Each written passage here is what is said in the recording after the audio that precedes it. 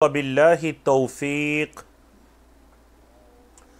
الحمد للہ الملک الجبار الواحد القہار واشہد ان لا الہ الا اللہ وحدہ لا شریک لہ رب السماوات والارض وما بینہما العزیز الغفار وصلی اللہ علی النبی المصطفى المختار وعلی آلہ وصحبہ الاخیار اما بعد رب اشرح لی صدری ویسر لی امری واحلل عقدۃ من لسانی یفقہوا قولی اللہم انفعنا بما علمتنا وعلمنا ما ينفعنا وزدنا علما۔ اللہ رب العزت کی توفیق سے اس کے حبیب جناب محمد رسول اللہ صلی اللہ علیہ وسلم کی احادیث پر مشتمل جس کتاب عمدۃ الاحکام کو ہم نے پڑھنے کے سلسلے کا آغاز کیا تھا، آج الحمدللہ اس کی چھٹی ملاقات، چھٹا دن ہم یہاں پر جمع ہیں، اور آج جو ہمارا چیپٹر ہے وہ ہے باب فضل صلاة الجماعت ووجوبها۔ یہ کتاب الصلاۃ چل رہی ہے، جو بک چل رہی ہے وہ نماز کی بک چل رہی ہے، اور اس کا جو آج چیپٹر ہے وہ فضل صلاة الجماعہ، جماعت کی نماز کی فضیلت ووجوبها، اور اس کے واجب ہونے کا بیان کہ مرد حضرات کے لیے جماعت سے نماز پڑھنا یہ افضل ترین ہے، نہ صرف افضل ترین ہے بلکہ یہ واجب ہے۔ تو آج اس چیز کے بیان میں یہ چیپٹر ہے، اور اسی طرح اس کے بعد بھی آذان کا باب ہے، آذان کے احکام و مسائل پڑھیں گے، اور اسی طرح اقامت کے احکام و مسائل پڑھیں گے، اور اس کے ساتھ آج ہم نے انشاءاللہ جو صفوں کو درست کرنے کے اور قبلہ رخ ہونے کے احکام و مسائل کو بھی آج کے سیشن میں اللہ کی توفیق سے ہم پڑھنے جا رہے ہیں۔ تو دیکھیے کہ کتنی پیاری ترتیب کے ساتھ ہم چل رہے ہیں۔ سب سے پہلے ہم نے کتاب الطہارہ پڑھا۔ طہارہ کیوں پڑھا؟ کیونکہ اگر آپ کوئی بھی عبادت کرنا چاہیں گے تو اس کے لیے طہارت لازمی ہے، وضو کرنا، غسل کرنا، طہارت میں آنا۔ تو اس وجہ سے علماء کرام نے اپنی کتابوں کا آغاز طہارہ سے کیا، طہارہ کے والیوم، طہارہ کے چیپٹر سے۔ اب اس کے بعد بات آتی ہے نماز کی۔ کوئی یہ سوال کر سکتا ہے کہ دیکھیے اسلام کے ارکان کے اندر نماز سے پہلے شہادتین کا ذکر ہے، تو ہماری اس کتاب کے اندر شہادتین کا ذکر کیوں نہیں ہے؟ اشہد ان لا الہ الا اللہ واشہد ان محمد رسول اللہ، یہ بھی تو ہونا چاہیے تھا، یہ بھی تو اسلام کا پہلا رکن ہے، نماز تو دوسرا رکن ہے۔ تو اس کا جواب کیا ہے؟ اس کا جواب یہ ہے کہ اصل میں یہ جو کتاب ہے اس کا ٹاپک احکام و مسائل ہے، جس طرح کی کتاب کا نام بھی ہے عمدۃ الاحکام۔ کتاب کا موضوع عقائد نہیں ہے۔ دیکھیں اس سے پہلے جو ہم نے عقیدے کی الحمدللہ کتابوں کو پڑھا تھا تو عقائد کی کتابوں کے اندر بات ہوتی تھی ایمانیات کی، اللہ پر ایمان لانا، گواہی دینا کہ وہ ایک ہے، اس کو ایک ماننا، یہ ساری چیزیں۔ اب ہم پڑھ رہے ہیں احکام و مسائل۔ تو طہارت کے کیا احکام و مسائل ہیں، نماز کے کیا احکام و مسائل ہیں، ہماری کتاب کے اندر آگے چل کر روزے کے احکام و مسائل آئیں گے، حج عمرے کے احکام و مسائل آئیں گے، خرید و فروخت کے، قرض کے، لین دین کے معاملات، یعنی ان تمام چیزوں کے احکام و مسائل آئیں گے۔ تو یہ وجہ ہے کہ ہم نے طہارت کے بعد شہادتین کو ذکر نہیں کیا، بلکہ کتاب الصلاۃ کو ہم پڑھ رہے ہیں، جو کہ ہم نے گزشتہ 2 ہفتے پہلے شروع کی تھی۔ تو الحمدللہ آج بھی وہی سلسلہ ہے۔ آج کا باب ہے جماعت سے نماز پڑھنے کی فضیلت اور اس کے واجب ہونے کا بیان، اور اس کے اندر حدیث لائے ہیں حضرت عبداللہ بن عمر رضی اللہ تعالیٰ عنہ کی، جو کہ حضرت عمر کے بیٹے ہیں، حضرت عمر بن خطاب کے بیٹے حضرت عبداللہ بن عمر رضی اللہ عنہما، ان رسول اللہ صلی اللہ علیہ وسلم قال، یہ کہ اللہ کے رسول صلی اللہ علیہ وسلم نے فرمایا۔ اور چلیں یہاں پر آپ سے ایک سوال بھی ہے، دیکھتے ہیں صحابہ کرام کے بارے میں آپ کا کتنا مطالعہ ہے۔ بتائیے حضرت عمر کی کنیت کیا تھی؟ حضرت عمر کا لقب تھا فاروق، عمر بن خطاب الفاروق، لیکن ان کی کنیت کیا تھی؟ کنیت ہوتی ہے جس کے ساتھ ابو یا کا لفظ لگتا ہے۔ حضرت عبداللہ بن عمر جو ہیں وہ کہتے ہیں کہ اللہ کے رسول صلی اللہ علیہ وسلم نے فرمایا، کیا فرمایا؟ صلاۃ الجماعتی، جماعت کی نماز، افضل، زیادہ افضل ہے، من صلاۃ الفرد، اکیلے کی نماز سے، کتنی افضل ہے؟ ب27 درجہ، 27 درجات، 27 درجات افضل ہے۔ جماعت کی نماز اکیلے کی نماز سے 27 درجات افضل ہے۔ اللہ اکبر۔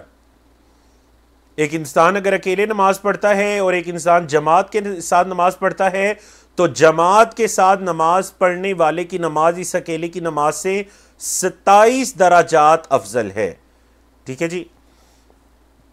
اب اس حدیث سے جماعت کے ساتھ نماز پڑھنے کی اہمیت اور فضیلت پتہ چل رہی ہے کہ 27 گنا زیادہ افضل ہے۔ اب دوسری جو چیز ہے وہ یہ ہے کہ آگے مزید احادیث آ رہی ہیں اس بارے میں، کیونکہ دیکھیں آپ کا جو ٹاپک ہے نا آج کی کتاب کا وہ یہ ہے جماعت سے نماز پڑھنے کی فضیلت اور اس کے واجب ہونے کا بیان، کہ نہ صرف جماعت سے نماز پڑھنا افضل ہے بلکہ واجب بھی ہے۔ تو اس حدیث کے اندر وجوب کا نہیں پتہ چل رہا، فضیلت کا پتہ چل رہا ہے۔ ٹھیک ہے، کوئی انسان یہ کہہ سکتا ہے کہ چلیں ٹھیک ہے میں 27 درجات نہیں لیتا، میں اکیلا پڑھ کر 1 درجہ لے لوں گا۔ نہیں، واجب ہے، لازم ہے یہ پڑھنا، اور اس کا بیان اس واجب ہونے کی حدیث آگے آ رہی ہے۔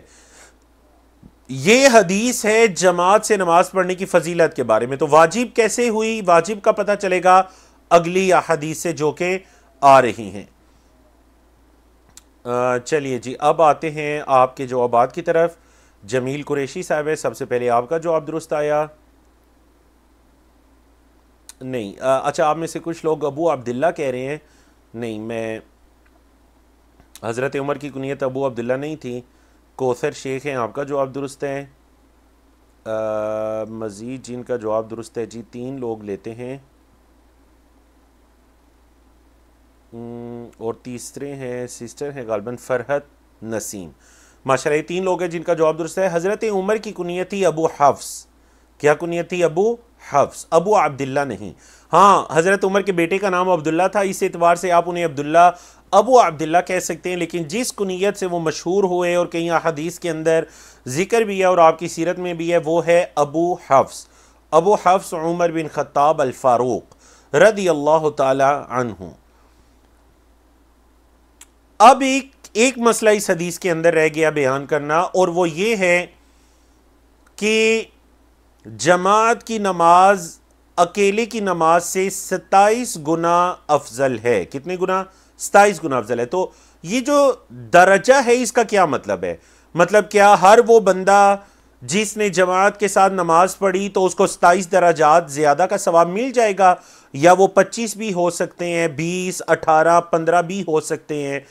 تو بعض علماء کرام نے کہا کہ یہ جو 27 کا لفظ آیا جو کہ بعض حدیث کے اندر 25 کا لفظ ہے، 25 درجات افضل ہے۔ تو بعض علماء نے کہا کہ یہ اصل میں انسان کی نیت اور اس کے جماعت کے بڑا ہونے، کسی جامع مسجد کی جماعت زیادہ بڑی ہے تو یقیناً وہاں نماز پڑھنے کی زیادہ فضیلت ہے کہ انسان بڑی جماعت کے ساتھ نماز پڑھ رہا ہے، زیادہ لوگوں سے مل رہا ہے، اجتماعیت پیدا ہو رہی ہے۔ یہ جماعت کے ساتھ بھی ہو سکتا ہے اور انسان کی نیت کے ساتھ بھی اس کا تعلق ہو سکتا ہے کہ جتنی اس کی خالص نیت ہے اس کے مطابق اس کی نماز اتنے درجات زیادہ افضل ہے۔ اگلی حدیث کی طرف چلتے ہیں۔ میں نے ابھی کہا کہ 25 کا لفظ بھی آیا ہے، تو دیکھیں وہ اس حدیث کے اندر آیا ہے۔ عن ابی ہریرہ رضی اللہ عنہ قال، حضرت ابو ہریرہ رضی اللہ تعالیٰ عنہ سے روایت ہے، کہتے ہیں قال رسول اللہ صلی اللہ علیہ وسلم، اللہ کے رسول صلی اللہ علیہ وسلم نے فرمایا، صلاۃ الرجل فی الجماعۃ، آدمی کا نماز پڑھنا جماعت میں، تضاعف دگنا ہے، اعلی صلاتہ اس کی نماز سے، فی بیتہ اس کے گھر میں، وفی سوقہ اور اس کی دکان میں، اس کے بازار میں، مطلب اس کی تجارت کی جگہ میں۔ کتنی افضل ہے؟ 25 ضعفا، 25 گنا۔ آدمی کا جماعت سے نماز پڑھنا اس اکیلے کی نماز سے 25 گنا افضل ہے۔ وذالک، اچھا یہ کیوں ہے ذالک؟ یہ ذالک کا مطلب تو ہوتا ہے نا وہ، لیکن عربی زبان میں جب کسی چیز میں تاکید پیدا کرنی ہوتی ہے تو قریب کی چیز کے لیے دور کا اشارہ استعمال کرتے ہیں، جیسا کہ قرآن مجید کے شروع میں بھی ہے، ذالک الکتاب لا ریب فیہ، یہ ہے وہ کتاب جس میں کوئی شک نہیں۔ ٹھیک ہے جی، جس طرح آپ اردو میں کہتے ہیں یہ وہی کتاب ہے، حالانکہ وہی تو نہیں ہوتی، یہی ہوتی ہے، لیکن بات میں زور پیدا کرنا چاہ رہے ہیں آپ. ٹھیک ہے، تو یہاں پر بھی کیا ہے؟ ذالکا. یہ کیوں ہے؟ کیوں 25 گنا زیادہ افضل ہے؟ جی وجہ بتائی جا رہی ہے، انہ اذا توضأ فاحسن الوضوء، یہ کہ جب وہ وضو کرتا ہے اور بڑے اچھے سے وضو کرتا ہے، ثم خرج الى المسجد، پھر وہ مسجد کی طرف نکلتا ہے، لا یخرجہ الى الصلاة، اسے کوئی چیز نہیں نکالتی سوائے نماز کے. جس چیز نے اسے مسجد کی طرف نکالا نا وہ اس کی نماز تھی، اور اس کا کوئی ارادہ نہیں تھا، مطلب یہ نہیں کہ میں چلیں بازار بھی ہو جاؤں گا مسجد بھی ہو جاؤں گا، صرف نماز پڑھنے کے ارادے سے گیا. ہاں باقی کام کر سکتا ہے، لیکن جو بنیادی ارادہ ہونا چاہیے وہ نماز ہونا چاہیے. لم یخطو خطوۃً، لم یخطو خطوۃً الا رفعت له بها درجہ، نہیں چلا وہ ایک قدم مگر اس کا ایک درجہ بلند ہو گیا. وحط عنہ بها خطیئۃ، اور اس کی ایک خطا، ایک غلطی اس سے معاف کر دی گئی. تو مسجد کی طرف اٹھنے والے ہر قدم کے بدلے میں ایک درجہ بلند اور ایک غلطی کی معافی. اللہ اکبر، کس قدر بڑی فضیلت ہے. فرمایا فَإِذَا صَلَّى، پھر جب وہ نماز پڑھتا ہے، لم تزل الملائکۃ تصلی علیہ، تو فرشتے ہمیشہ اس پر درود بھیجتے رہتے ہیں، ما دام فی مصلاہ، جب تک کہ وہ اپنی نماز کی جگہ میں رہتا ہے، مصلی میں رہتا ہے. نماز پڑھنے کے بعد جب تک اپنی نماز کی جگہ میں رہتا ہے، اللہ کے فرشتے اس پر درود بھیجتے رہتے ہیں. اللہ کے فرشتے کیا کہتے ہیں؟ اللہم صلی علیہ، اے اللہ اس پر درود بھیج.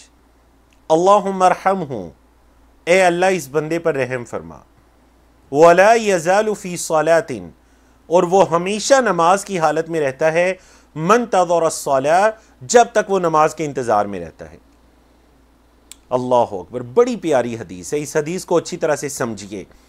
حدیث کے شروع میں تو یہ پتہ چل گیا کہ نماز کے ساتھ، جماعت کے ساتھ نماز پڑھنا اکیلے کی نماز سے 25 گنا افضل ہے. جس طرح کہ پچھلی حدیث میں 27 کے الفاظ آئے تو اس حدیث کے اندر 25 کے الفاظ آ جاتے ہیں. پہلی چیز یہ پتہ چل گئی. پھر اللہ کے رسول صلی اللہ علیہ وسلم نے اس کی حکمت بھی بیان فرما دی. حکمت یہ ہے کہ دیکھیں وہ وضو کرتا ہے، صرف وضو نہیں، فَأَحْسَنَ الْوُضُوءَ، بڑے اچھے سے وضو کرتا ہے. اچھا، احسان الوضو، تو دیکھیے وضو کے اندر بھی احسان ہوتا ہے. وہ جب جبریل امین آئے تھے، انہوں نے آ کر نبی کریم صلی اللہ علیہ وسلم سے کچھ سوال پوچھے تھے. پہلا سوال پوچھا تھا، اے محمد صلی اللہ علیہ وسلم بتائیے ایمان کیا ہے. دوسرا سوال پوچھا تھا اسلام کیا ہے. تیسرا سوال پوچھا تھا احسان کیا ہے. ایسے ہی ہے. چلیں بتائیے چوتھا سوال کیا پوچھا تھا. چوتھا سوال کیا پوچھا تھا. تیسرا سوال تو چلیں یہ پوچھ لیا نا، احسان کیا ہے. اچھا، وہ جو احسان کی تعریف آپ صلی اللہ علیہ وسلم نے بیان فرمائی تھی نا، وہ یہ فرمائی تھی ان تعبد اللہ کأنک تراہ فإن لم تکن تراہ فإنہ یراک، کہ آپ اللہ کی عبادت ایسے کریں گویا آپ اللہ کو دیکھ رہے ہیں. اگر یہ کیفیت نہیں تو کم از کم یہ کیفیت کہ اللہ آپ کو دیکھ رہے. تو وضو کے اندر بھی احسان آ گیا. یاد رکھیے گا، احسان کا تعلق تمام عبادات کے ساتھ ہے. احسان آپ کا اردو والا احسان نہیں ہے کہ آپ نے کسی پر کوئی احسان کر دیا. احسان عربی کے اندر حسن سے ہے، خوبصورت بنانا. نماز کے اندر بھی احسان ہے، نماز کو اچھا بنانا، خشوع خضوع کے ساتھ پڑھنا. روزے کے اندر بھی احسان ہے. اسی وجہ سے تو اللہ نے فرمایا ان اللہ یحب المحسنین، اللہ احسان کرنے والوں سے پسند کرتا ہے. احسان سے مراد کیا ہے؟ مطلب ہر عبادت کو بہت اچھا بنانا. تو فَأَحْسَنَ الْوُضُوءَ، وضو کو بہت اچھا بنانا، وضو کے اندر یہ احسان ہے. سمجھ آ گئی؟ جب بندہ وضو کرتا ہے، بہت اچھے سے وضو کرتا ہے، ثم خرج الى المسجد، پھر مسجد کی طرف نکلتا ہے، ایک ارادہ ہے کہ نماز پڑھنی ہے. دیکھیں نا، بعض بندے کہتے ہیں چلیں گھر میں نماز پڑھ لیتا ہوں، پھر خیال آتا ہے او نہیں میں نے تو بازار سے یہ خریداری کرنی ہے، تو کہتے ہیں چلیں مسجد چلا جاتا ہوں اور بازار سے. نہیں، یہاں پر اصل مقصد بازار جانا تھا، مارکیٹ جانا تھا. اصل مقصد یہ ہونا چاہیے، مطلب نماز کو ہر چیز پر فوقیت دے دیجئے. اور آتے ہوئے جو ضرورت پوری کرنی ہے یا جاتے ہوئے کیجئے، اس میں کوئی حرج نہیں ہے، لیکن جو بنیادی مقصد ہے لا یخرجو الا الصلاۃ، آپ گھر سے نکلے نماز کے ارادے سے ہیں۔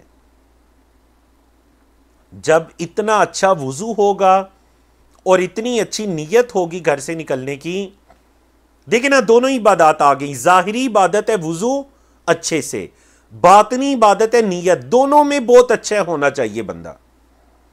جب یہ دونوں عبادات بہت اچھی آ گئیں تو پھر اللہ کی طرف سے اجر یہ ہے کہ ہر قدم کے بدلے میں اس کا ایک درجہ بلند ہوگا، اور ہر قدم کے بدلے میں اللہ رب العزت ایک خطا کو معاف کریں گے۔ اب یہ تو نماز سے پہلے کی فضیلت تھی نا، جو نماز کی طرف چل کر گیا۔ یاد رکھیے گا یہ واپسی کی فضیلت بھی ہے، وہ واپسی جو چل کر آئے گا نا اپنے گھر کی طرف، تو واپسی کے ہر قدم کے بدلے میں بھی اس کے درجات بلند ہوں گے اور گناہ معاف ہوں گے۔ اس چیز کو جان لیجئے۔ بعض لوگ یہ سمجھتے ہیں صرف مسیح کی طرف جانے کی فضیلت ہے، نہیں، جانے کی نہیں، آنے کی بھی فضیلت ہے۔ اب وہ نماز پڑھنے کے بعد جب تک اپنی جگہ پر بیٹھا ہوا ہے، اللہ کے فرشتے اس کے لیے دعا کر رہے ہیں۔ اور صحیح مسلم کی ایک دوسری حدیث ہے جس کے اندر اللہ کے رسول صلی اللہ علیہ وسلم نے یہ شرط لگا دی کہ دو حالتوں کے اندر وہ فرشتوں کی ان دعا کو حاصل کرتا رہے گا جب تک کہ اپنی نماز کی جگہ پر۔ اور میں نے اپنے اساتذہ کرام سے پوچھا کہ کیا اس مصلی سے مراد صرف اس کی نماز کی جگہ ہے، 4 فٹ جہاں پر اس نے نماز پڑھی وہاں پر جم کر بیٹھا رہے تو فرشتے اس کے لیے دعا کرتے رہیں گے؟ تو اساتذہ کرام نے بتایا نہیں، اس سے مراد پوری مسجد ہے، جب تک وہ مسجد کے اندر رہتا ہے اللہ کے فرشتے اس کے لیے دعا کرتے رہتے ہیں۔ 2 شرطیں ہیں صحیح مسلم کی حدیث کے مطابق، نمبر 1 وضو کی حالت میں رہتا ہے، نمبر 2 کوئی دنیا کی بات نہیں کرتا۔ وضو کی حالت میں رہتا ہے، دنیا کی بات نہیں کرتا، چاہے ذکر کرے یا نہ کرے، بس جب تک وہ مسجد کے اندر ہے نماز ادا کرنے کے بعد اللہ کے فرشتے اس کے لیے دعا کر رہے ہیں۔ کیا کہہ رہے ہیں؟ اللہم صلی علیہ، اللہم ارحمہ، اور ایک حدیث کے اندر ہے اللہم اغفر لہ، اے اللہ اس کو بخش دے، اے اللہ اس پر رحم فرما۔ اور یاد رکھیے گا فرشتوں کا درود بھیجنا اس کا مطلب ہی یہی ہے کہ فرشتوں کا اللہ سے اس بندے کے لیے رحمت اور مغفرت کی دعا کرنا۔ ان اللہ وملائکتہ یصلون علی النبی یا ایھا الذین آمنوا صلوا علیہ وسلموا تسلیما، بے شک اللہ اور اس کے فرشتے محمد صلی اللہ علیہ وسلم پر درود بھیجتے ہیں۔ اللہ کے درود سے کیا مراد ہے؟ مطلب یہ کہ اللہ رب العزت نبی کریم صلی اللہ علیہ وسلم کا تذکرہ فرشتوں کی مجالس میں کرتا ہے، اور آپ صلی اللہ علیہ وسلم کی تعریف ثنا، فرشتے درود بھیجتے ہیں محمد صلی اللہ علیہ وسلم پر، مطلب یہ کہ فرشتے اللہ سے آپ صلی اللہ علیہ وسلم کے لیے رحمت اور مغفرت اور درجات کی بلندی کی دعا کرتے ہیں۔ تو اے ایمان والو، تم بھی محمد صلی اللہ علیہ وسلم پر درود و سلام بھیجو۔ اللہ اکبر۔ اور فرمایا جو سب سے آخری لائن ہے وَلَا يَزَالُ فِي صَلَاةٍ مَنْتَظَرَ الصَّلَاةِ، جب تک نماز کے انتظار میں رہتے ہیں نا وہ نماز کی حالت میں رہتے ہیں۔ دیکھیں نا جو بندہ نماز کی حالت میں ہے وہ اللہ کے کتنا قریب ہے، کتنا فضیلت پر ہے وہ۔ تو اللہ کے مومن بندوں کو نماز کا انتظار ہوتا ہے، ایک نماز پڑھی فوراً سے انتظار ہے اب دوسری نماز کا کب ٹائم ہوگا اللہ کے سامنے پیش ہوں گے۔ تو فرمایا جس کی یہ کیفیت ہے نا نماز کے انتظار کی، وہ نماز کی حالت میں ہے۔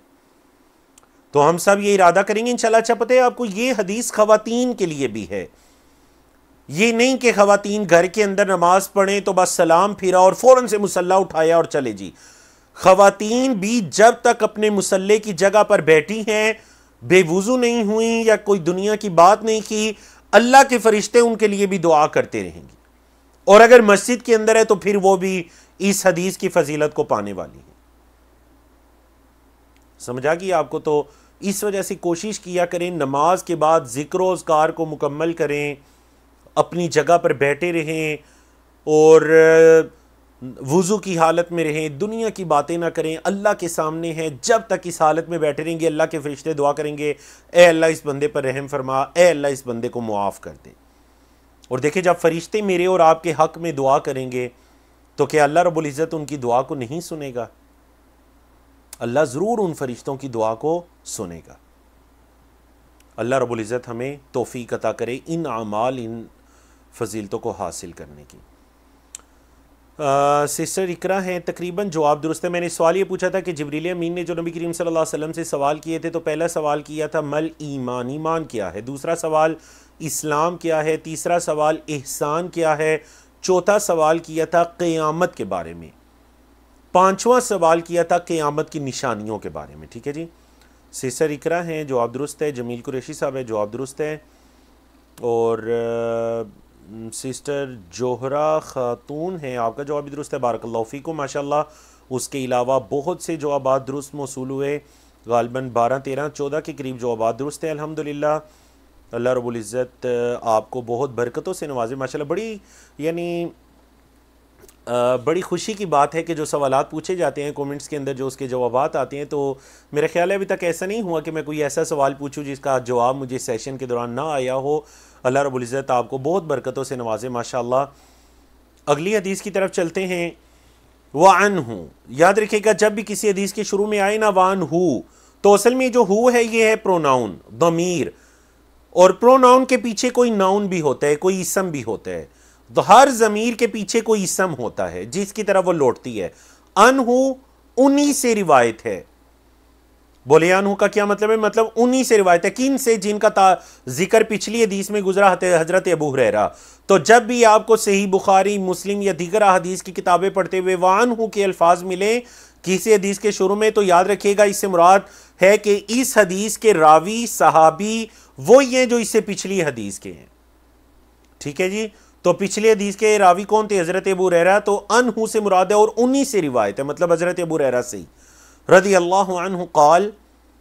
جب دو مرتبہ قال تو پہلے سے مراد صحابی ہوتے ہیں، صحابی نے کہا، دوسرے سے مراد قال رسول اللہ صلی اللہ علیہ وسلم، اللہ کے رسول صلی اللہ علیہ وسلم نے فرمایا۔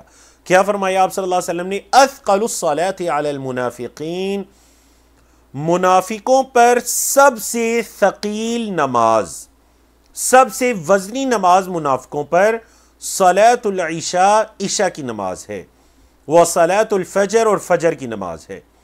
منافقین پر جو سب سے وزنی نمازیں ہیں نا، وہ عشاء اور فجر کی نماز ہے۔ وَلَوْ يَعْلَمُونَ، اور کاش کہ وہ جان لیں، ما فیہما، جو ان دونوں نمازوں میں ہے، اور اگر انہیں پتہ چل جائے نا کہ ان دونوں نمازوں میں کیا ہے، لَأَتَوْهُمَا وَلَوْ حَبْوًا، تو وہ ان دونوں نمازوں کو آئیں گے اگرچہ گھسٹ کر ہی کیوں نہ آنا پڑے۔ حبوان اصل میں ایک کیفیت کا نام ہے۔ کیفیت یہ ہے کہ اگر کوئی انسان اپنی ٹانگوں کے بل پر چل نہیں سکتا تو وہ کیا کرتا ہے؟ وہ مسجد کی طرف اپنے کولے کے بل پر گھسٹ کر آتا ہے۔ آپ نے کبھی دیکھا نا ایسا معذور انسان جو اپنے ہاتھوں پر وزن ڈال کر اپنے ٹانگوں یا کولوں کو گھسیٹ کر یعنی راستے میں چلتا ہے، اس کیفیت کا نام ہے حبوان۔ مطلب اگر انہیں پتہ چل جائے نا کہ ان دونوں نمازوں میں کیا ہے، تو یہ اپنی سرین کے بل بھی گھسٹ کر مسجد کی طرف آئیں گے۔ یہ وہ حدیث ہے جس سے علماء کرام نے کہا کہ جو جماعت سے نماز پڑھنا یہ واجب ہے، لازم ہے، وجوب، کیونکہ چیپٹر کا عنوان بھی کیا ہے؟ جماعت سے نماز پڑھنے کی فضیلت اور اس کے وجوب کا بیان۔ آپ صلی اللہ علیہ وسلم نے فرمایا وَلَقَدْ هَمَمْتُ، اور البتہ تحقیق میں نے یہ ارادہ کیا، ان آمر بالصلاۃ، یہ کہ میں نماز کا حکم دوں، فتقام، تو وہ کھڑی کی جائے۔ میں نے یہ ارادہ کیا کہ میں نماز کا حکم دوں اور نماز کھڑی کی جائے، ثم آمر رجلا، پھر میں ایک شخص کو حکم دوں، فیصلی بالناس، تو وہ لوگوں کو نماز پڑھائے۔ میں نے یہ ارادہ کیا، میں نے یہ چاہا کہ میں کسی شخص کو کہوں، میں نماز کا حکم دوں کہ نماز کھڑی کی جائے، اور کوئی شخص جو ہے وہ نماز پڑھائے، فیصلی بالناس، تو میں کیا کروں؟ یعنی میں محمد صلی اللہ علیہ وسلم، ثم انطلق معی برجال، پھر میں کچھ آدمیوں کے ساتھ چلوں، معہم حزم من حطب، ان کے پاس کچھ لکڑیاں وغیرہ ہوں، الی قوم، اس قوم کی طرف، لا یشہدون الصلاۃ، جو نماز کو حاضر نہیں ہوتے، مطلب جماعت کو حاضر نہیں ہوتے، فاحرق علیہم بیوتہم بالنار، تو میں ان پر ان کے گھروں کو آگ سے جلا دوں۔ یہ میرا دل کرتا ہے، میں نے یہ ارادہ کیا۔ لیکن آپ صلی اللہ علیہ وسلم نے ایسا کام کیا کیوں نہیں؟ فرمایا تو صحیح پر کیا کیوں نہیں؟ وجہ بتائیے جی۔ دیکھتے ہیں کس کا جواب آتا ہے۔ دوسری حدیث کے اندر آپ صلی اللہ علیہ وسلم نے وجہ بتائی کہ ایسا میں کیوں نہیں کر رہا۔ میرا یعنی میں یہ چاہتا ہوں، میرا یہ ارادہ ہے کہ میں یہ کام کروں کہ جو لوگ جماعت کے ساتھ نماز کو حاضر نہیں ہوتے، میں یہاں پر جماعت جب کھڑی ہو تو میں کسی سے کہوں تم ذرا جماعت کرواؤ، اور میں کچھ آدمیوں کو لے کر جن کے پاس لکڑیاں ہوں ان کے پاس جاؤں جو جماعت سے نماز پڑھنے نہیں آتے، اور ان کے گھروں کو جلا دوں۔ لیکن آپ صلی اللہ علیہ وسلم نے حکمت دوسری حدیث میں اس کی وجہ بیان فرمائی، علت۔ دیکھتے ہیں جی کن کے جوابات درست ہیں۔ ماشاءاللہ ماشاءاللہ، اللہ رب العزت آپ کو بہت برکتیں عطا کریں۔ ماشاءاللہ جی کومنٹس کے اندر جوابات آ رہے ہیں۔ سسٹر ثانیہ کوثر ہیں، جواب درست ہے۔ جمیل قریشی صاحب ہیں، ماشاءاللہ تیسری مرتبہ آپ کا جواب درست ہے۔ اور سسٹر صوبیہ خرم ہیں، آپ کا جواب درست ہے۔ 3 لوگوں کے ہم نے نام لیے۔ اور درست جواب کیا ہے؟ دوسری حدیث کے اندر آپ صلی اللہ علیہ وسلم نے فرمایا کہ اگر مجھے ان کی اولادوں اور ان کی زوجات، بیویوں اور بچوں کا ڈر نہ ہوتا تو میں یہ کام کر گزرتا۔ تو اس سے پتہ چلا کہ عورتوں پر جماعت کے ساتھ نماز پڑھنا یہ فرض نہیں ہے۔ ہاں انہیں پڑھنی چاہیے یا نہیں، اس کی حدیث آگے آ رہی ہیں، لیکن ان پر جماعت کے ساتھ نماز پڑھنا فرض نہیں ہے۔ اور نابالغ بچے جو ہیں ان پر جماعت کے ساتھ نماز پڑھنا فرض نہیں ہے۔ لیکن اگر بچے بالغ ہو جاتے ہیں تو مرد حضرات کے ساتھ ان پر جماعت کے ساتھ نماز پڑھنا ان پر واجب اور لازم ہو جاتا ہے، اور یہ حدیث اس کی سب سے بڑی دلیل ہے۔ کیونکہ یاد رکھیے گا، جب بھی قرآن و سنہ کی کسی دلیل کے اندر کسی چیز کی وعید بیان ہو جائے، کیا بیان ہو جائے؟ وعید۔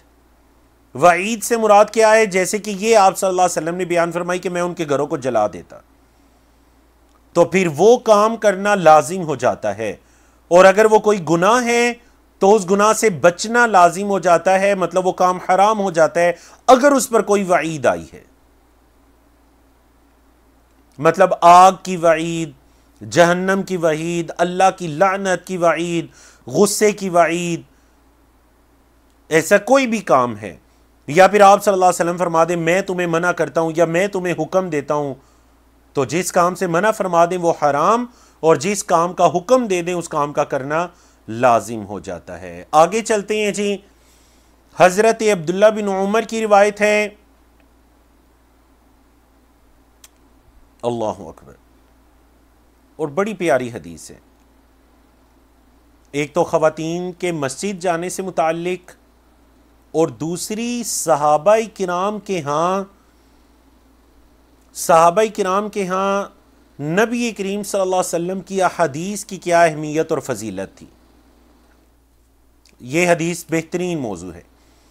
ان عبداللہ بن عمر رضی اللہ عنہما عن النبی صلی اللہ علیہ وسلم قال، نبی کریم صلی اللہ علیہ وسلم سے روایت کرتے ہیں کہ آپ صلی اللہ علیہ وسلم نے فرمایا، اذا استأذنت احدکم امرأته، جب اجازت لے تم میں سے کسی ایک سے اس کی بیوی، الی المسجد، مسجد کی طرف، جب تم میں سے کسی ایک کی عورت اس سے مسجد کی طرف اجازت لے، فلا یمنعها، تو وہ اس کو منع نہ کرے، بولے وہ اس کو منع نہ کرے۔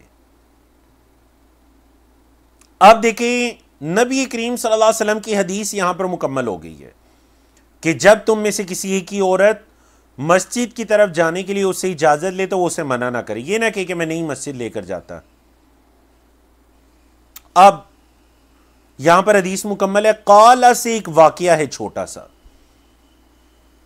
قال فقال بلال بن عبداللہ، راوی کہتے ہیں اس حدیث کے کہ بلال بن عبداللہ نے کہا۔ یہ بلال بن عبداللہ کون ہے؟ یہ حضرت عمر کے پوتے ہیں اور حضرت عبداللہ کے بیٹے ہیں بلال، یعنی ان کا پورا نسب کیسے بنے گا؟ بلال بن عبداللہ بن عمر بن خطاب۔ تو یہ جو بلال تھے نا، انہوں نے کہا واللہ لنمنعہن، واللہ لنمنعہن، اللہ کی قسم البتہ ہر حال میں ہم انہیں منع کریں گے، لازمی ہم انہیں منع کریں گے، کیونکہ منع یمنع سے پہلے قسم بھی آ گئی ہے، اور لام بھی تاکید کا آ گیا، ڈبل تاکید پیدا ہو گئی. واللہ اللہ کی قسم، لَنَمْنَعُهُنَّ، البتہ ہم ضرور انہیں روکیں گے. قال، راوی کہتے ہیں فَأَقْبَلَ عَلَيْهِ عَبْدُاللَّهِ، اب آپ صلی اللہ علیہ وسلم کے صحابی حضرت عمر کے بیٹے عبداللہ آئے ان کے پاس. فَسَبَّهُ سَبًّا سَيِّئًا، بہت برا بلا کہا انہیں، اپنے بیٹے بلال کو بہت برا بلا کہا. راوی کہتے ہیں ما سمعتہ سبہ مثلہ قط، میں نے کبھی نہیں سنا کہ حضرت عمر کے بیٹے حضرت عبداللہ نے کبھی کسی کو اتنا برا بلا کہا ہو جتنا انہوں نے اپنے بیٹے بلال کو برا بلا کہا. کیونکہ جو حضرت عبداللہ بن عمر تھے نا، یہ انتہائی متقی صحابی تھے، علماء کرام میں سے بھی تھے، متقین صحابہ کرام میں سے تھے. تو مطلب ان سے یہ توقع نہیں کی جا سکتی کہ وہ کسی کو برا بلا کہیں گے، لیکن انہوں نے اپنے بیٹے بلال کو شدید الفاظ میں ڈانٹا. وقال، اور کہا اخبرک عن رسول اللہ صلی اللہ علیہ وسلم، میں تجھے اللہ کے رسول صلی اللہ علیہ وسلم کے بارے میں خبر دے رہا ہوں. وتقول، اور تو کہہ رہے کہ واللہ لنمنعہن، البتہ ہم ضرور انہیں منع کریں گے اللہ کی قسم. مطلب میں تجھے کہہ رہا ہوں کہ اللہ کے رسول صلی اللہ علیہ وسلم نے فرمایا نہ منع کرو، اور تو کہہ رہے کہ میں منع کروں گا. تو یہ چیز حضرت عبداللہ بن عمر کو اتنی ناگوار گزری کہ انہوں نے اتنا برا بلا کہا بیٹے کو کہ راوی کہتے ہیں آج تک میں نے یہ نہیں سنا تھا کہ حضرت عبداللہ بن عمر نے کسی کو اتنا برا بلا کہا ہو. یہ ہے جی صحابہ کرام کا نبی کریم صلی اللہ علیہ وسلم کی احادیث کے ساتھ تعلق. مطلب وہ آپ کو پتہ ہے حضرت عبداللہ بن عمر کے سامنے ایک مرتبہ ایک شخص نے آ کر یہ کہا تھا کہ اے عبداللہ آپ تو یہ فتویٰ دے رہے ہیں، کیونکہ یہ فتویٰ بھی دیا کرتے تھے نبی کریم صلی اللہ علیہ وسلم کی وفات کے بعد، مفتی صحابہ کرام میں سے تھے. ایک شخص نے آ کر کہا کہ آپ تو یہ فتویٰ دے رہے ہیں، حالانکہ آپ کے والد عمر تو یہ کہا کرتے تھے. کہنے لگے شریعت میرے والد عمر پر نازل ہوئی تھی یا نبی کریم صلی اللہ علیہ وسلم پر؟ میں جو تمہیں بتا رہا ہوں وہ نبی کریم صلی اللہ علیہ وسلم کا قول و فعل بتا رہا ہوں، اور تم مجھے یہ کہہ رہے ہو کہ آپ کے والد عمر ایسے کرتے تھے. کہاں میرے والد اور کہاں نبی کریم صلی اللہ علیہ وسلم؟ اللہ اکبر.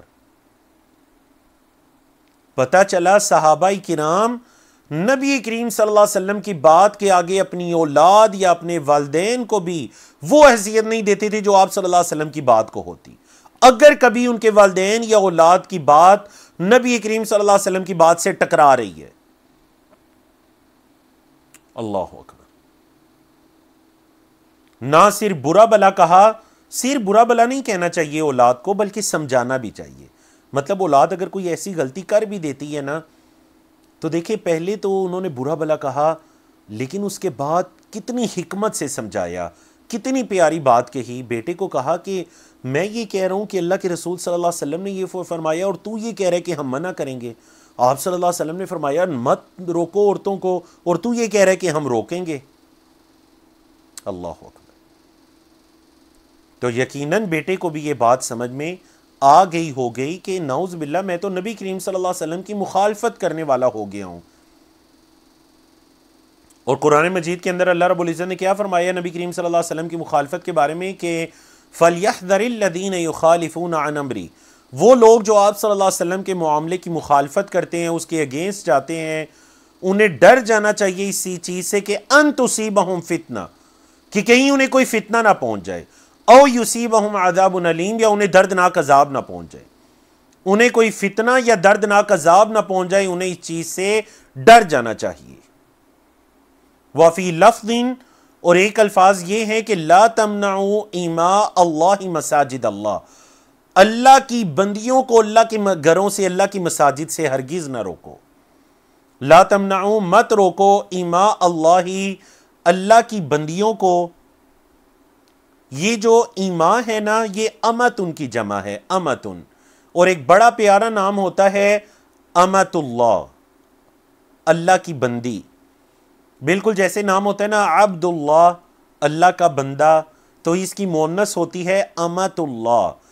حمزہ، الف کے اوپر حمزہ، میم اور گول تا، امت اللہ، اللہ کی بندی. امت ان کی جمع کیا ہے؟ ایما، اللہ کی بندیاں.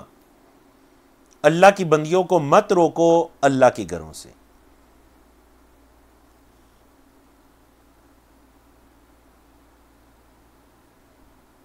اور آپ کے علم میں ہے کہ ایک حدیث کے اندر آپ صلی اللہ علیہ وسلم نے یہ فرما دیا اللہ کی بندیوں کو اللہ کے گھروں سے نہ روکو، اور عورت کی افضل ترین نماز وہ ہے جو اس کے گھر کے اندر ہے۔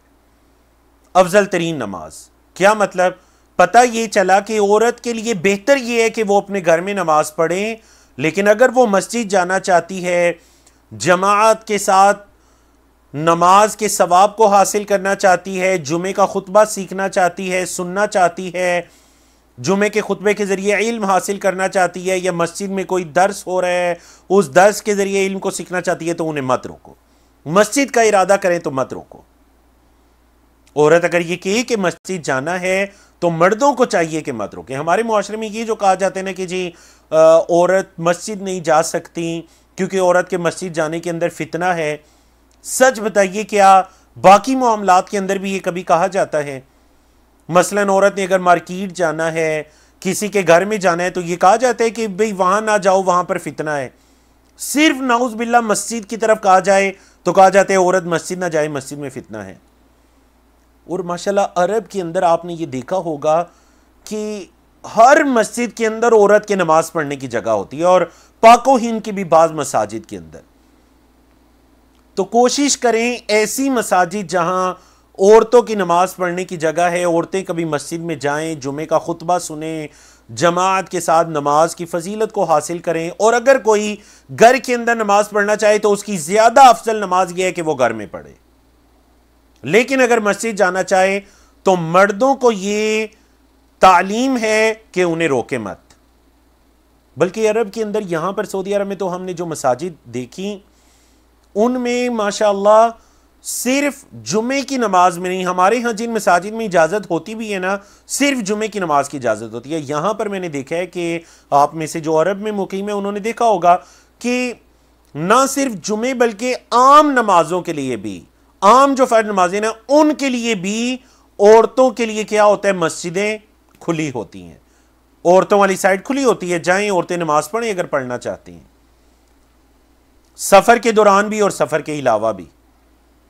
بولے سفر کے دوران بھی اور سفر کے علاوہ بھی۔ اللہ رب العزت ہمیں توفیق عطا کریں ان فضیلتوں کو حاصل کرنے کی۔ اگلی حدیث کی طرف آتے ہیں، یہ بھی حضرت عبداللہ بن عمر کی ہی روایت ہے رضی اللہ عنہما کیونکہ دو صحابی ہیں، حضرت عبداللہ بھی اور ان کے بیٹے حضرت عمر بھی، دو صحابی ہو گئے، حضرت عبداللہ اور ان کے والد، حضرت عبداللہ اور ان کے والد حضرت عمر۔ قال کہتے ہیں صلیت مع رسول اللہ صلی اللہ علیہ وسلم، میں نے اللہ کے رسول صلی اللہ علیہ وسلم کے ساتھ نماز پڑھی تو میں نے کیا دیکھا؟ انہوں نے کیا دیکھا جی؟ حضرت عبداللہ بن عمر نے رکعتین قبل الظہر، ظہر سے پہلے 2 رکعات، بولے ظہر سے پہلے 2 رکعات، اور مزید کیا دیکھا؟ وَرَكَعَتَيْنِ بَعْدَ الظُّهْرِ، اور ظہر کے بعد 2 رکعات، وَرَكَعَتَيْنِ بَعْدَ الْجُمُعَةِ، اور جمعہ کی نماز کے بعد 2 رکعات، وَرَكَعَتَيْنِ بَعْدَ الْمَغْرِبِ، اور مغرب کے بعد 2 رکعات، وَرَكَعَتَيْنِ بَعْدَ الْعِشَاءِ، اور عشاء کے بعد 2 رکعات۔ میں نے آپ صلی اللہ علیہ وسلم کے ساتھ نماز پڑھی تو میں نے دیکھا ظہر سے پہلے 2 رکعات، ظہر کے بعد 2 رکعات، 4 ہو گئیں۔ پھر اگر ظہر نہیں ہے، جمعے کا دن ہے، جمعے کی نماز ہے تو جمعے کے بعد 2 رکعات، مغرب کے بعد 2 رکعات، 6 ہو گئیں، عشاء کے بعد 2 رکعات، 8 ہو گئیں، اور فجر سے پہلے کی 2 رکعات جو آگے آ رہی ہیں تو یہ کل 10 رکعات ہو گئیں۔ ایک حدیث کے اندر 10 رکعات کی فضیلت آئی ہے اور ایک حدیث کے اندر 12 رکعات کی فضیلت آئی ہے۔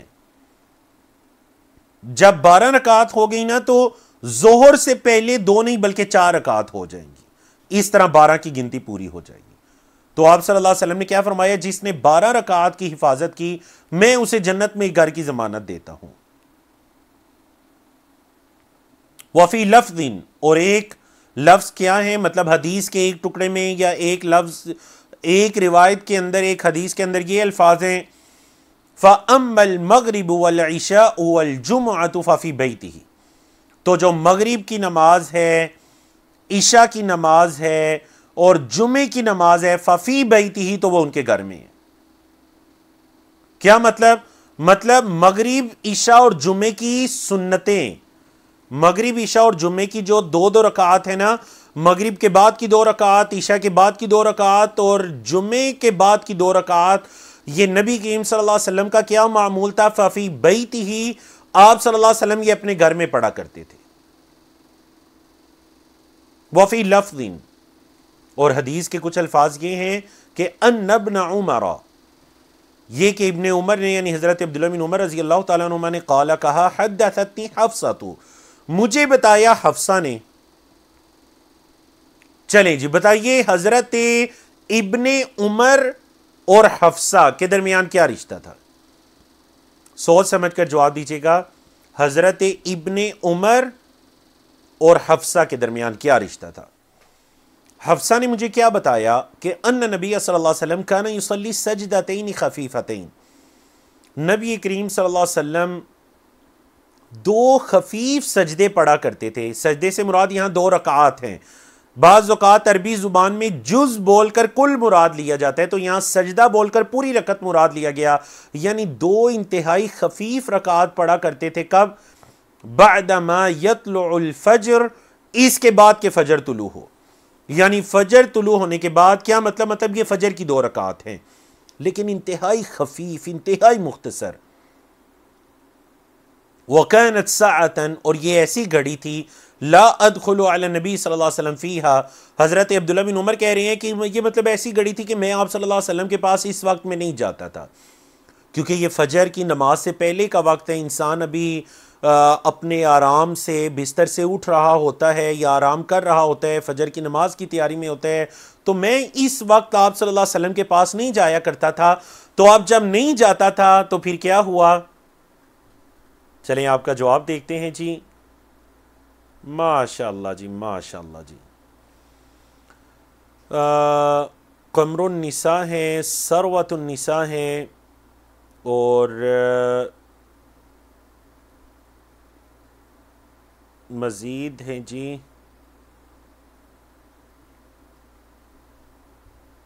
ادریس سید ہے، بارک اللہ فیکم، اور آصفہ خان ہے، ماشاءاللہ۔ ان سب کے جوابات درست ہیں۔ کچھ لوگ جو ہے وہ کنفیوز ہو گئے، کہہ رہے ہیں باپ بیٹی۔ میں نے حضرت عمر اور حضرت حفصہ کا رشتہ نہیں پوچھا تھا، میں نے کہا تھا ابن عمر، ابن عمر اور حفصہ کا رشتہ۔ تو ابن عمر کون ہے؟ ابن عمر تو حضرت عبداللہ ہے نا، حضرت عمر کے بیٹے ابن عمر ہیں، صحیح ہے جی۔ تو حضرت عبداللہ بن عمر اور حضرت حفصہ کا رشتہ بھائی بہن کا تھا، ٹھیک ہے جی، بھائی بہن کا رشتہ تھا۔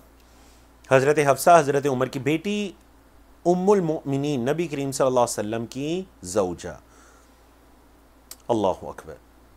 تو دیکھیں نا، میں نے پہلے بھی اسے طہارت کے ہم نے کتاب میں بھی یہ پڑھا تھا نا، کہ دیکھیں کہ جو نبی کریم صلی اللہ علیہ وسلم کی گھریلو زندگی سے متعلق اکثر احادیث ہے نا، وہ امہات المومنین بیان کرتی ہیں۔ تو یہاں بھی ام المومنین حضرت حفصہ بنت عمر رضی اللہ تعالیٰ عنہما اس حدیث کی راویہ ہیں کہ آپ صلی اللہ علیہ وسلم 2 خفیف مطلب ہلکی پھلکی انتہائی مختصر رکعات فجر سے پہلے پڑھا کرتے تھے۔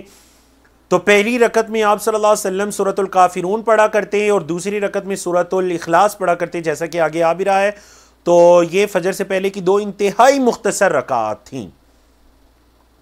حضرت عائشہ فرماتی ہیں کہ مجھے یہ تعجب ہوتا کہ آپ صلی اللہ علیہ وسلم نے پتہ نہیں سورۃ الفاتحہ پڑھی ہے ان رکعات میں یا نہیں، مطلب اتنی مختصر پڑھا کرتے تھے۔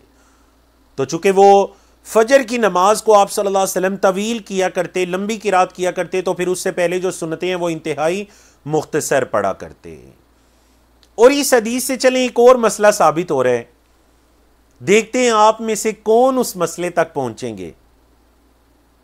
یہ جو لائن ہے نا، ان ابن عمر رضی اللہ عنہما قال حدثتنی حفصۃ، بڑا ایک بڑا پیارا سا فائدہ پتہ چل رہا ہے جس سے آج ہم فائدہ اٹھا سکتے ہیں اس لائن سے۔ وہ کیا فائدہ پتہ چل رہا ہے؟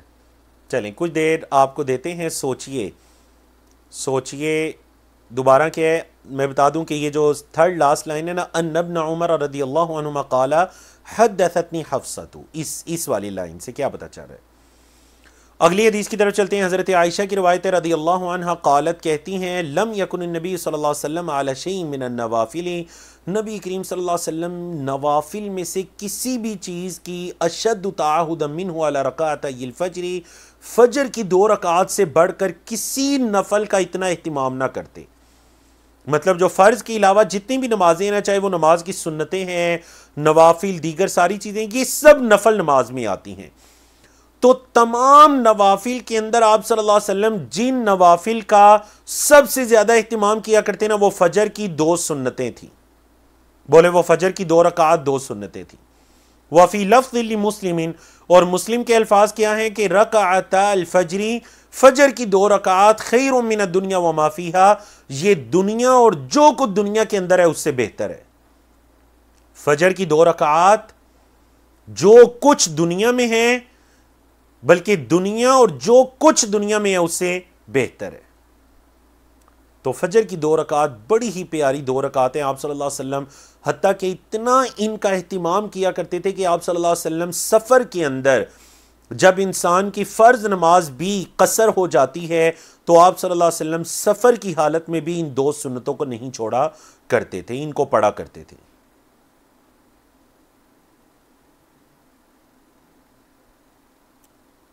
ماشاءاللہ ماشاءاللہ ماشاءاللہ، درست جواب موصول ہو گیا جی، الحمدللہ الحمدللہ۔ اللہ رب العزت آپ کو بہت برکتوں سے نوازے ماشاءاللہ۔ جمیل قریشی صاحب ہیں، آپ کا جواب درست ہے، اور جاوید اشرف صاحب ہیں، آپ کا جواب درست ہے ماشاءاللہ 100%، اور محمد پرویز بٹ صاحب ہیں، آپ کا جواب بھی درست ہے۔ شکیب بانو ہے، غالباً سسٹر شکیب بانو ہے، آپ کا جواب بھی درست ہے۔ سسٹر کوثر شیخ ہیں، آپ کا جواب بھی درست ہے، ٹھیک ہے جی۔ سسٹر عرشی احمد ہے، آپ کا جواب بھی درست ہے ماشاءاللہ۔ ایک آئی ڈی ہے ہوم کی، آپ کا جواب بھی درست ہے ماشاءاللہ۔ انعام امین ہے، آپ کا جواب بھی درست ہے ماشاءاللہ۔ میں نے اس لیے زیادہ نام لے لیے نا کیونکہ سوال ہی ایسا تھا۔ دیکھیں اس سے یہ پتہ چلتا ہے کہ بہن اپنے بھائی کو حدیث بیان کر رہی ہیں، تو بہنوں کو یہ نہیں کہنا چاہیے کہ مطلب یہ نہیں کہ دین کو پہنچانا بتانا یہ صرف مردوں کی ذمہ داری ہے۔ دیکھیں خواتین، یہ خواتین اسلام ہیں، یہ خاتون اسلام ہے۔ ام المومنین حفصہ اپنے بھائی عبداللہ کو احادیث بیان کر رہی ہیں، نبی کریم صلی اللہ علیہ وسلم کے اعمال کے بارے میں بتا رہی ہیں۔ تو اگر آج بھی اللہ نے کسی بہن کو علم عطا کیا تو اسے چاہیے کہ اپنے بھائیوں کی، اپنے والد کی، اپنی اولاد کی رہنمائی کرتی رہے، یہ نہ شرمائے کہ میں عورت ہوں، مجھ پر یہ لازم نہیں ہے۔ نہیں، امہات المومنین کی سیرت سے یہ چلا آ رہا ہے کہ وہ حدیث بیان کرتی تھیں۔ چلتے ہیں جی، آج کا ہمارا یہ آخری چیپٹر ہے، باب الاذان، آذان کا باب۔ عن انس بن مالک رضی اللہ عنہ قال، حضرت انس بن مالک سے روایت ہے، کہتے ہیں کہ امر بلال ان یشفع الاذان ویوتر الاقامہ، بلال رضی اللہ تعالیٰ عنہ کو یہ حکم دیا گیا کہ وہ آذان کو جفت کہیں اور اقامت کو طاق کہیں۔ کیا حکم دیا گیا؟ کہ وہ آذان کو جفت کہیں اور اقامت کو طاق کہیں، ٹھیک ہے۔ تو یہ آپ کے علم میں ہے، ہمارے یہاں بعض مساجد کے اندر اقامت بالکل ویسے کہی جاتی ہے جیسے اذان ہوتی ہے، بس صرف اس کے اندر قد قامت الصلاۃ، قد قامت الصلاۃ کا اضافہ ہوتا ہے، حالانکہ یہ درست نہیں ہے۔ نبی کریم صلی اللہ علیہ وسلم کی صحیح بخاری مسلم کی احادیث سے یہ جو پتہ چلتا ہے وہ یہ کہ اذان اور اقامت کے الفاظ ایک نہیں ہے، اذان جفت ہوتی ہے سوائے اللہ اکبر کے، کیونکہ اذان کے اندر اللہ اکبر 4 مرتبہ ہے اور اقامت کے اندر 2 مرتبہ، ٹھیک ہے نا۔ تو اصل میں یہ بھی ہم 2 مرتبہ اگر تکبیر کے نا، اللہ اکبر اللہ اکبر اللہ اکبر اللہ اکبر، تو اذان کے اندر یہ جفت ہے، مطلب جوڑی تکبیر کی، 2 تکبیرات 2 تکبیرات، تکبیر کو اگر جوڑی بنا لے تو اذان کے اندر جفت ہے اور اقامت کے اندر طاق ہے، اللہ اکبر اللہ اکبر، سمجھ آ گئی؟ تو اذان کے اندر جفت ہے اشہد ان لا الہ الا اللہ، اشہد ان لا الہ الا اللہ، اقامت کے اندر طاق ہے، 1 مرتبہ کہنے اشہد ان لا الہ الا اللہ۔ اذان میں 2 مرتبہ اشہد ان محمد رسول اللہ، اقامت میں 1 مرتبہ اشہد ان محمد رسول اللہ۔ اذان میں 2 مرتبہ حی علی الصلاۃ حی علی الصلاۃ حی علی الفلاح حی علی الفلاح، 2 مرتبہ، اقامت میں 1 مرتبہ حی علی الصلاۃ حی علی الفلاح۔ اور پھر اضافہ ہے قد قامت الصلاۃ قد قامت الصلاۃ، اور آخر میں پھر اللہ اکبر اللہ اکبر۔ تو یہ مطلب ہے کہ اذان جفت اور اقامت تاک۔ اور میں نے پہلے بھی یہ مسئلہ بیان کیا کہ جب بھی کسی حدیث کے اندر یہ الفاظ آئے نا، امیرا اس کو حکم دیا گیا، یا کوئی صحابی کہے امیر تو مجھے حکم دیا گیا، یا کوئی صحابی کہے امیر نا ہمیں حکم دیا گیا، یا کوئی صحابی کہ نؤمرو کننا نؤمرو ہمیں حکم دیا جاتا، تو ان تمام کا حکم ہے مرفوع حدیث کا۔ بولے ان تمام کا کیا حکم ہے؟ مرفوع حدیث کا۔ مطلب کیونکہ آپ صلی اللہ علیہ وسلم کے زمانے میں آپ صلی اللہ علیہ وسلم کے علاوہ کوئی حکم دینے والا نہیں تھا، تو مطلب صحابی یہ کہہ رہے ہمیں حکم دیا گیا، تو مطلب یہ کہ آپ صلی اللہ علیہ وسلم نے ہی حکم دیا، تو بالکل یہ مرفوع حدیث کے حکم میں ہے۔ چلیے جی، جفت کا میننگ کیا ہوتا ہے جی؟ جفت کہتے ہیں جو آپ کا کیا کہتے ہیں انگلش میں جفت کو؟ 2 4 6 8 10 12 2 4 6 8 10 12 14، اس کو کیا کہتے ہیں؟ جفت۔ بارک اللہ فیکم۔ ٹھیک ہے جی، مرفوع حدیث ایکسپلین کر دیں۔ مرفوع حدیث وہ جی جس میں آپ صلی اللہ علیہ وسلم کچھ بیان فرماتے ہیں، نبی کریم صلی اللہ علیہ وسلم فرمائیں، یا آپ صلی اللہ علیہ وسلم نے کوئی کام کیا، تو مطلب یہ سب سے بلند ترین حدیث ہے، مرفوع رفع سے ہے، مطلب صحابی اس کو نبی کریم صلی اللہ علیہ وسلم کی طرف پہنچائیں۔ تو اب اگر یہ کہا گیا کہ امیر بلال، بلال کو حکم دیا گیا، تو اس کا مطلب کیا ہے؟ مطلب یہ کہ مرفوع حدیث ہے، آپ صلی اللہ علیہ وسلم نے ہی حکم دیا ہوگا۔ یہ توقع نہیں کی جا سکتی کہ چلیں جی یہ سوال پوچھیں کہ کس نے حکم دیا ہوگا حضرت بلال کو، نہیں، یہ سوال نہیں پوچھنا، کیونکہ صحابی جب یہ کہہ رہے حکم دیا گیا، تو مطلب یہ کہ نبی کریم صلی اللہ علیہ وسلم نے ہی حکم دیا۔ سمجھ آ گئی نا جی؟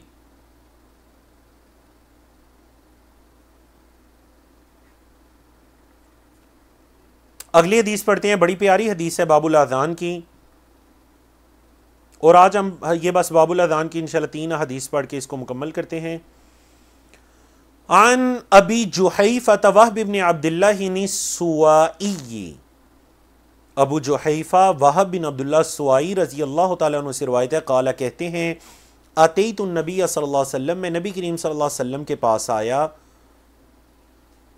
وَهُوَ فِي قُبَّةٍ لَهُ حَمْرَاءَ مِنْ أَدَمٍ، اور نبی کریم صلی اللہ علیہ وسلم اپنے ایک سرخ کلر کے خیمے میں تھے۔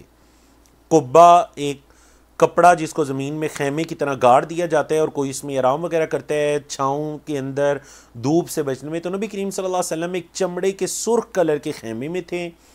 قال، کہتے ہیں حضرت ابو جحیفہ، فخرج بلال بوضوء، تو دیکھیں واو کے اوپر زبر آ گئی نا، مطلب وضو کا پانی، تو آئے بلال وضو کا پانی لے کر، فَمِن نَاضِحٍ وَنَائِلٍ، ناضحٍ وَنَائِلٍ مطلب اتنا کم پانی تھا کہ بعض کو صرف چھینٹے میسر آئے اور بعض کو پانی کا بہانا، مطلب بعض کو پانی مل گیا انہوں نے وضو کیا، اور بعض کو بس بہت تھوڑا پانی ملا سمجھے انہوں نے چھینٹے ہی مارے، مطلب بہت کم پانی سے وضو کیا، یہی چیز کی طرف اشارہ ہے۔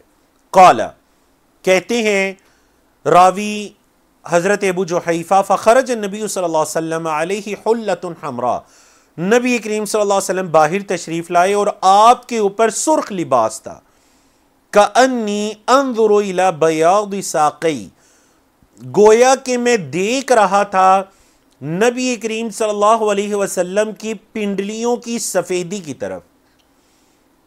جب آپ صلی اللہ علیہ وسلم باہر تشریف لائے اور آپ کے اوپر ایک سرخ کلر کا حلہ تھا، ایک لباس تھا، تو گویا میں آپ کی پنڈلیوں کی سفیدی کو دیکھ رہا تھا۔ قال، کہتے ہیں فتوضأ، تو نبی کریم صلی اللہ علیہ وسلم نے وضو کیا، وأذن بلال، اور حضرت بلال نے اذان کہی۔ یہ اس حدیث کو یہاں لانے کا مقصد ہے، وأذن بلال، کیونکہ باب الاذان چل رہا ہے نا، اذان کا چیپٹر چل رہا ہے، تو یہ حدیث کے وہ الفاظ ہیں۔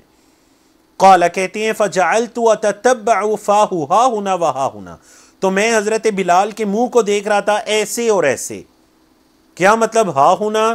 اپنے شاگردوں کو انہوں نے اشارہ کر کے بتایا نا، اس طرف اور اس طرف، دائیں طرف اور بائیں طرف میں ان کے منہ کو دیکھ رہا تھا۔ یقول یمینا و شمالا، مطلب وہ کہہ رہے تھے یمین کہتے ہیں رائٹ سائڈ کو اور شمال کہتے ہیں لیفٹ سائڈ کو، دائیں طرف اور بائیں طرف. حی علی الصلاح حی علی الفلاح، مطلب جب حضرت بلال نے حی علی الصلاح کہا 2 مرتبہ تو دائیں طرف دیکھا، جب حی علی الفلاح کہا 2 مرتبہ تو بائیں طرف دیکھا. مقصد کیا تھا؟ تاکہ آواز اچھی طرح سے پہنچ جائے، پھیل جائے. ثم رکزت لہ عنزۃ، پھر نبی کریم صلی اللہ علیہ وسلم کے لیے ایک نیزہ گاڑ دیا گیا. اور یہ مقصد کیا تھا؟ اس کا مطلب یہ ہے کہ مطلب سترے کے طور پر جو امام کا مصلی ہے اس کے آگے سترے کے طور پر ایک نیزہ آپ صلی اللہ علیہ وسلم کے لیے گاڑ دیا گیا زمین میں. فتقدم، تو آپ صلی اللہ علیہ وسلم آگے بڑھے. وصلی الظہر رکعتین، تو آپ صلی اللہ علیہ وسلم نے ظہر کی نماز 2 رکعت پڑھی. ثم لم یزل یصلی رکعتین حتی رجع الی المدینہ، پھر آپ صلی اللہ علیہ وسلم ایسے ہی 2 رکعت پڑھتے رہے، مطلب سفر کے دوران ہمیشہ آپ صلی اللہ علیہ وسلم 2 رکعت ہی پڑھتے رہے یہاں تک کہ مدینہ واپس پلٹ آئے. مطلب جب تک سفر میں رہے 2 رکعت ہی پڑھتے رہے. اب یہاں پر ایک تو یہ ہے کہ ایک انسان اگر کوئی سرخ کلر کا خیمہ وغیرہ لگانا چاہتے ہیں تو بالکل جائز ہے اس حدیث سے. نمبر 2، سرخ کلر کا لباس پہننا، کیونکہ دیگر کچھ ایسی حدیث ہے کولی حدیث جس کے اندر اللہ کے رسول صلی اللہ علیہ وسلم نے مردوں کو سرخ کلر کا لباس پہننے سے منع فرمایا ہے. اور یہاں پر ہے کہ آپ صلی اللہ علیہ وسلم کے اوپر سرخ کلر کا لباس تھا. تو بعض علماء نے یہ فرمایا کہ جو منع فرمایا ہے اصل میں یہ کراہت کے لیے، حرام نہیں ہے، مردوں کے لیے حرام نہیں ہے بلکہ یہ کراہت کے لیے منع فرمایا. اور بعض علماء نے یہ فرمایا کہ یہ جو حلہ تھا نا اس کا کلر وہ والا سرخ نہیں تھا جو انتہائی سرخ ہوتا ہے نا جس سے منع فرمایا ہے، وہ سرخ کلر نہیں تھا، بلکہ اس کے اندر کچھ وہ ایک کلر ہوتا ہے نا جو سرخی مائل ہوتا ہے، سرخ نہیں ہوتا بلکہ سرخی مائل کلر تھا. ٹھیک ہے جی، ریڈ کلر، سرخ کلر سے مراد جو ریڈ کلر ہوتا ہے. ٹھیک ہے جی. تو بعض علماء نے یہ کہا اور بعض علماء نے کہا کہ نہیں جو ہے وہ سرخ کلر ہی تھا اور اس کا پہننا ناپسندیدہ امر ہے، کیونکہ نبی کریم صلی اللہ علیہ وسلم نے دیگر کولی حدیث کے اندر اس سے منع فرمایا ہے. مرد حضرات کے لیے، البتہ خواتین ہیں یا چھوٹے بچے ہیں ان کو پہنایا جا سکتا ہے. مرد حضرات کو چاہیے کہ وہ جو انتہائی سرخ کلر ہے اس سے بچا جائے. ٹھیک ہے جی. اور دوسرا یہ پتہ چلتا ہے کہ اذان کے اندر جب مؤذن حی علی الصلاح حی علی الفلاح کہے گا تو دائیں بائیں اپنے منہ کو گھمائے گا. اور تیسرا یہ پتہ چلتا ہے کہ نماز کے لیے امام کے آگے کوئی سترہ رکھ لینا چاہیے، کوئی چیز انسان رکھ لے، یا دیکھیں نیزہ کو گاڑ لیا گیا، کوئی بھی کوئی کرسی رکھ لے، کوئی اور سترے کی چیز امام کے آگے رکھ دیجئے اگر اس کے آگے کوئی دیوار وغیرہ نہیں ہے. لیکن مقتدیوں کے لیے جماعت کی حالت میں سترہ لازم نہیں ہے. کیوں؟ کیونکہ جو پیچھے لوگ نماز پڑھے ہوتے ہیں نا ان کا سترہ امام ہوتا ہے. یہی وجہ ہے کہ جب جماعت کھڑی ہو گئی ایک انسان نے اگر کسی مجبوری کی حالت میں صفوں کے درمیان سے نکلنا ہے، مجبوری کی حالت میں صفوں کے دوران سے نکلنا ہے تو وہ نکل سکتا ہے، بندوں کے آگے سے گزر سکتا ہے. جو نمازی کے آگے سے گزرنا منع ہے نا وہ اس حالت میں جب وہ اکیلے نماز پڑھ رہا ہو. اگر ایک انسان جماعت کے اندر ہے تو آپ اس کے آگے سے گزر سکتے ہیں. وجہ یہ ہے کہ اس جماعت والے کا سترہ اصل میں امام ہے، امام کے آگے سے نہیں گزر سکتے. ہاں اگر امام کے آگے سترہ پڑا ہوا ہے تو پھر آپ گزر سکتے ہیں. سمجھا گی نا؟ اب سترہ اس رکاوٹ کو کہتے ہیں جو نماز پڑھنے والا اپنے آگے رکھتا ہے، چاہے وہ کوئی پلر ہے، دیوار ہے، کوئی ٹیبل ہے، کرسی ہے یا باقی چیزیں ہیں. ٹھیک ہے جی. اور اگلا مسئلہ اس سے یہ پتہ چلتا ہے کہ نبی کریم صلی اللہ علیہ وسلم سفر کی حالت میں نماز کو قصر کیا کرتے، جیسے کہ یہاں پر ظہر کی نماز کو آپ صلی اللہ علیہ وسلم نے قصر کیا. تیسرا یہ بھی مسئلہ پتہ چلتا ہے کہ دیکھیں سفر کی حالت میں بھی اذان دی جا رہی ہے. بندہ یہ کہتا ہے جی میں سفر میں ہوں، ادھر اب میں نے نماز پڑھنی ہے، راستے میں رکا ہوں. نہیں رکے ہیں تو اذان دیجئے اور وہاں پر نماز پڑھیے. اگر آپ حتیٰ کہ ود فیملی بھی ہیں تو بچوں کو پیچھے کھڑا کر کے، خواتین کو اس سے پیچھے کھڑا کر کے نماز پڑھیے، اور وہ طریقہ آگے آ رہا ہے انشاءاللہ. اور اذان دیجئے، یہ بھی آپ صلی اللہ علیہ وسلم کی سنت ہے. سفر کے دوران بھی جب آپ صلی اللہ علیہ وسلم کسی جگہ پڑاؤ کرتے ٹھہرتے تو اذان دیتے. تو سفر کے اندر آپ صلی اللہ علیہ وسلم نماز کو 2 ہی پڑھا کرتے. سوال آیا کہ کیا آج کل شمال جنوب الٹا بولتے ہیں؟ تو یہ بات تو ڈائریکشن کی تو بات ہی نہیں ہو رہی، بس جو اذان دینے والا ہے ظاہر بات ہے وہ قبلے کی طرف منہ کر کے اذان دے گا تو اپنے دائیں اور بائیں رخ کرے گا، ٹھیک ہے جی۔ بعض لوگوں کا قبلہ مغرب میں ہو سکتا ہے، جیسا کہ ہم پاکستان انڈیا کے لوگ ہیں، بعض لوگوں کا قبلہ مشرق میں ہو سکتا ہے، بعض کا شمال میں، بعض کا جنوب میں۔ جس بھی طرف قبلہ ہے آپ نے اذان دیتے ہوئے اپنے دائیں طرف دیکھنا ہے اور بائیں طرف دیکھنا ہے، ٹھیک ہے جی۔ اگلی حدیث کو لیتے ہیں، سیکنڈ لاسٹ حدیث ہے آج کی، حضرت عبداللہ بن عمر کی ہی روایت ہے رضی اللہ عنہما عن رسول اللہ صلی اللہ علیہ وسلم انہو قال، یہ کہ اللہ کے رسول صلی اللہ علیہ وسلم نے فرمایا ان بلالا یؤذن بلیل، حضرت بلال جو ہے نا وہ رات کو اذان دیتے ہیں، اس سے مراد تہجد کی اذان ہے۔ آپ صلی اللہ علیہ وسلم کے مبارک زمانے میں ایک عظیم سنت ہوا کرتی تھی جو آج کل حرمین شریفین میں پوری بھی ہوتی ہے۔ آپ جب حرمین شریفین آتے ہیں نا تو آپ دیکھتے ہیں نا کہ فجر سے پہلے بھی ایک اذان ہوتی ہے، اصل میں وہ جو رات کی اذان ہے نا تہجد کی اذان ہوتی ہے، تو وہ حضرت بلال دیا کرتے تھے۔ تو آپ صلی اللہ علیہ وسلم نے فرمایا جب بلال اذان دینا فَقُلُوا وَشْرَبُوا، تو کھاؤ پیو، یہ نہ ہو کہ بلال اذان دے اور تم یہ سمجھو کہ فجر کا وقت ہو گیا ہے اور تم کھانا پینا چھوڑ دو، نہیں، جب بلال اذان دے تو کھاؤ پیو کیونکہ وہ تہجد کی اذان ہے۔ حَتَّى تَسْمَعُوا آذَانَ ابْنِ أُمِّ مَكْتُومٍ، یہاں تک کہ تم ابن ام مکتوم کی اذان کو سن لو۔ حضرت عبداللہ بن ام مکتوم جو تھے یہ نبی کریم صلی اللہ علیہ وسلم کے نابینا صحابی تھے جو اذان دیا کرتے تھے، تو یہ فجر کی اذان دیتے، تو جب تک ابن ام مکتوم اذان نہ دکھاؤ، ہاں جب ابن ام مکتوم اذان دے تو پھر کھانا پینا بند کر دو۔ تو اس کا تعلق رمضان کے ساتھ ہے، سحری کے ساتھ، ٹھیک ہے جی۔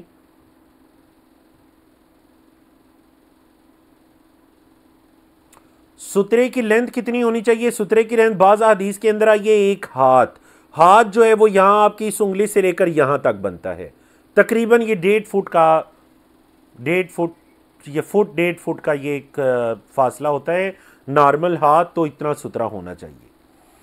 عن ابی سعید الخدری رضی اللہ عنہ قال، حضرت ابو سعید الخدری رضی اللہ تعالیٰ عنہ سے روایت ہے، کہتے ہیں قال رسول اللہ صلی اللہ علیہ وسلم کہ اللہ کے رسول صلی اللہ علیہ وسلم نے فرمایا اذا سمعتم المؤذن، جب تم مؤذن کو سنو فقولوا، تو تم بھی کہو مثل ما یقول، جیسے وہ کہہ رہے، جیسے مؤذن کہہ رہے تم بھی وہ کہو۔ اور یہ خواتین کے لیے بھی، مرد حضرات کے لیے بھی ہے۔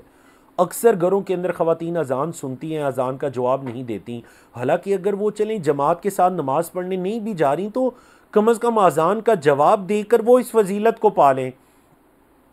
جب تم مؤذن کو سنو تو ویسے ہی کہو جیسے وہ کہہ رہے، یعنی تمام الفاظ میں ویسے ہی کہا جائے گا سوائے حی علی الصلاح حی علی الفلاح کے، اس کے جواب میں کہا جائے گا لا حول ولا قوت الا باللہ، بولے لا حول ولا قوت الا باللہ، اور باقی تمام اذان کے جواب میں ویسے ہی کہا جائے گا۔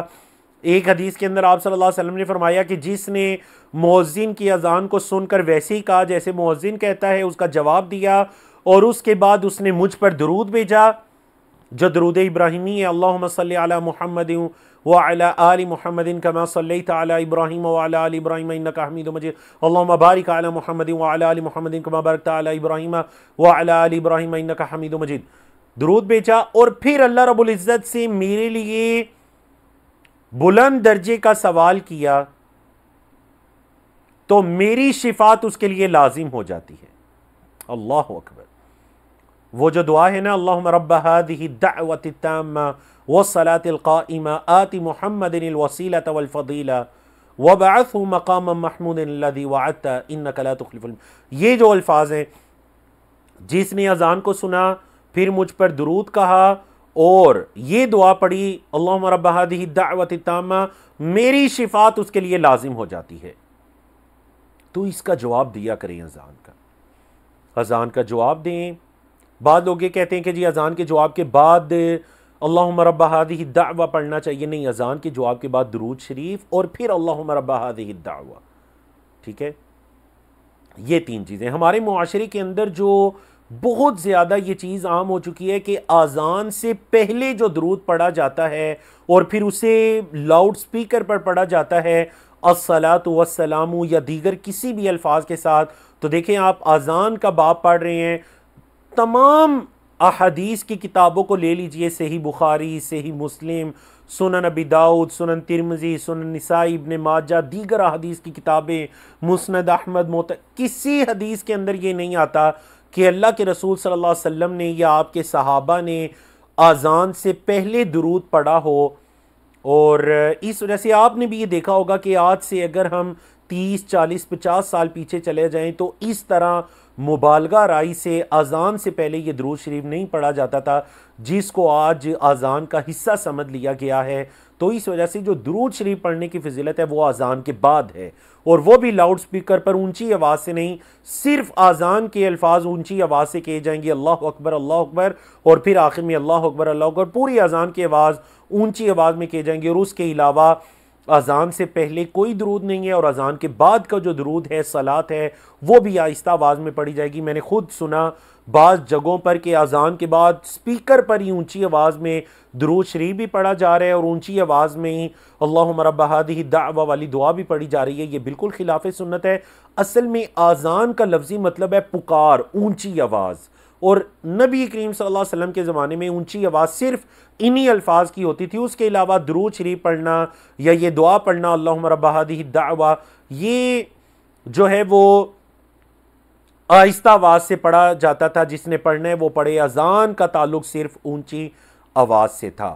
اور آپ کے علم میں ہے کہ فجر کی جو اذان ہے اس کے اندر یہ الفاظ زیادہ کیے جائیں گے کہ الصلاۃ خیر من النوم، اور صحیح یہی ہے کہ ان کے جواب میں انہی الفاظ کو دہرایا جائے گا، الصلاۃ خیر من النوم کے جواب میں الصلاۃ خیر من النوم ہی کہا جائے گا۔ تو الحمدللہ اللہ کی توفیق سے ہم نے باب الاذان کو مکمل کیا۔ انشاءاللہ آنے والے جمعہ کو جو ہمارا چیپٹر ہوگا وہ ہوگا باب استقبال القبلہ۔ اب چونکہ اذان ہو چکی، ایک شخص نے نماز کا ارادہ کر لیا تو اس کے لیے لازم ہے کہ وہ قبلے کی جانب رخ کرے۔